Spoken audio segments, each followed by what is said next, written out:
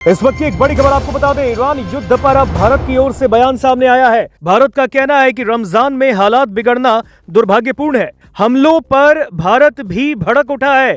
Action mode में अब भारत की सरकार आ गई। एक बड़ी खबर आपको हम बता रहे हैं। जिस तरीके से इस वक्त इजराइल और ईरान का जंग छिड़ा है, इस पर भारत का भी बयान सामने आया है। केंद्र सरकार ने साफ कहा है कि युद्ध का दायरा फैल रहा है और विनाश बढ़ता जा रहा है और इसे तुरंत ही रोकना होगा और बातचीत की मेज पर लौटना होगा, क्योंकि शांति तभी आ सकती है। यह भारत का बयान आ गया है इस पूरे मामले पर। जिस तरीके से इस वक्त मिडिल ईस्ट में ईरान और इजराइल अमेरिका के इस जंग ने मिडिल ईस्ट में जिस तरीके से प्रभावित कर दिया है लोगों को, इस पर अब भारत का भी एक कड़ा रुख सामने आया। भारत भी एक्शन मोड में है। भारत का बयान सामने आया। भारत ने कहा है कि युद्ध विनाश की ओर बढ़ता जा रहा है और इसे रोकना ही होगा। आपको बता दें, ईरान और खाड़ी देशों में भड़के भीषण जंग का असर अब भारत पर भी पड़ने लगा है। आपको बता दें, भारत ने व्यापारिक जहाजों पर हमले का भी विरोध कर दिया है। विदेश मंत्रालय का बयान इस पर आया है। विदेश मंत्रालय ने कहा कि खाड़ी क्षेत्र में लगभग 1 करोड़ भारतीय नागरिक रहते हैं और काम करते हैं। उनकी सुरक्षा और कल्याण भारत की सर्वोच्च प्राथमिकता है। हमारी व्यापार और ऊर्जा सप्लाई चेन भी इस क्षेत्र से होकर गुजरती है और किसी भी बड़ी रुकावट का भारतीय अर्थव्यवस्था पर गंभीर असर पड़ता है।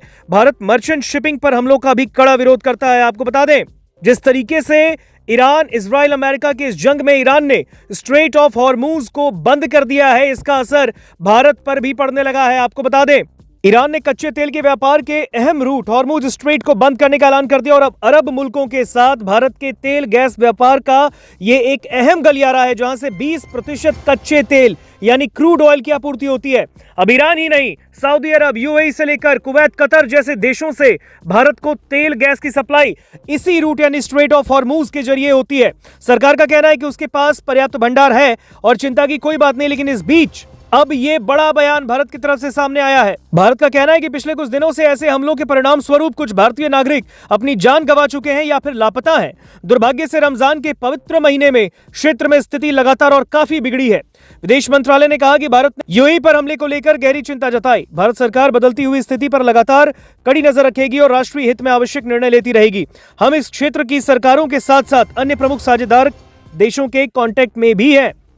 आपको बता दें, भारत ने कहा है कि संघर्ष अब दूसरे देशों तक फैला है, जान माल का नुकसान बढ़ रहा है और आम जिंदगी और व्यापारिक गतिविधियां प्रभावित हो रही हैं। भारत इस क्षेत्र का करीबी पड़ोसी है और इसलिए यहां की अस्थिरता हमें चिंतित करती हुई ये भारत का बयान है। सरकार का कहना है कि खाड़ी देशों में लगभग 1 करोड़ भारतीय रहते हैं और काम करते हैं और ऐसे में उनकी सुरक्षा और भलाई भारत की सबसे बड़ी प्राथमिकता है। भारत ने एक बार फिर से साफ कर दिया है कि बातचीत और कूटनीति के जरिए समाधान की अपील करनी होगी और जल्द से जल्द संघर्ष खत्म करने की मांग भारत कर रहा है। इस हिंसा में जान गंवाने वालों के प्रति भी भारत ने गहरा दुख व्यक्त किया है। प्रभावित देशों में भारतीय दूतावास और वाणिज्य दूतावास लगातार भारतीयों के कांटेक्ट में है, सलाह जारी कर रहे हैं और जरूरतमंदों की हर संभव मदद भी कर रहे हैं।